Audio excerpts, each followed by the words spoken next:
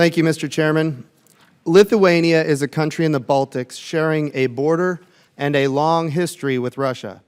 Russia has repeatedly shut off Lithuania's energy supplies, literally turning off the lights and turning off the heat.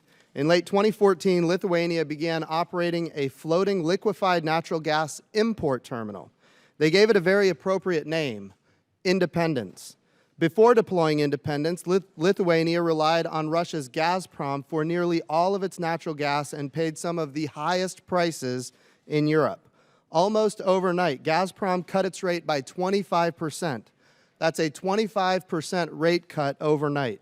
Now Lithuania has a diversity of supply from Norway, Finland, Sweden, the United Arab Emirates, but curiously, not the United States of America, the world's largest natural gas provider. Mr. Chairman, I hope my colleagues keep Lithuania's story in mind because it shows that energy security is national security. The two are undeniably linked. We enhance our own national security when our allies and trading partners are not reliant on unfriendly regimes for energy. Mr. Putin has shown us that energy can be a more powerful weapon than bullets, bombs, or even tanks. And the mullahs in Iran are surely learning the very same lessons. An uncertain regulatory environment deters investment and confidence necessary to fully unleash the American energy that helps our allies and our partners. My amendment helps fix this problem. It is the text of H.R. 351, the LNG Permitting Certainty and Transparency Act, sponsored by my friend from Ohio, Congressman Bill Johnson. This bill passed the House back in January of 2015 with nearly a veto-proof majority. 9 members of the minority on this committee supported the bill. The current export approval process works like this. The Federal Energy Regulatory Commission approves permits for onshore siting, construction, expansion, and operations. Then FERC oversees an environmental assessment consistent with the National Environmental Policy Act, or NEPA, and other environmental reviews as required.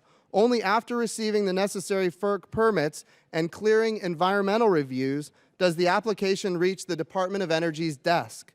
DOE then performs a public interest review and accepts or rejects the application. I want to be really clear about what this amendment is and what it does. My amendment only deals with the very last step of this process, the final DOE review. My amendment does nothing to shorten or modify in any way existing full environmental review processes. My amendment codifies into law a 30-day limit for DOE to make a final decision on an export application. It also clears the backlog of pending projects which have cleared the environmental review process.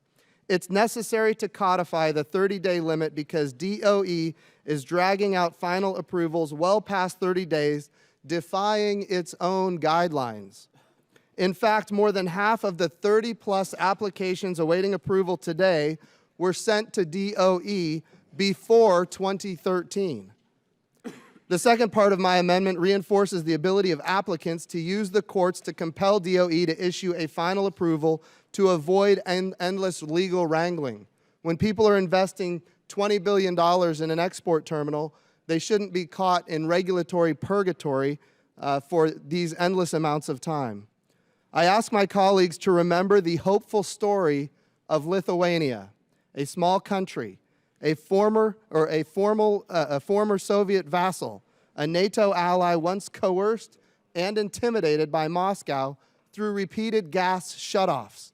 One LNG import terminal changed the game. Let's help repeat that story. LNG exports are a win-win for our allies, a win for our partners, and a win for the American economy. My amendment helps ensure a fair and reasonable regulatory process which encourages investment. With that, Mr. Chairman, I'll yield back.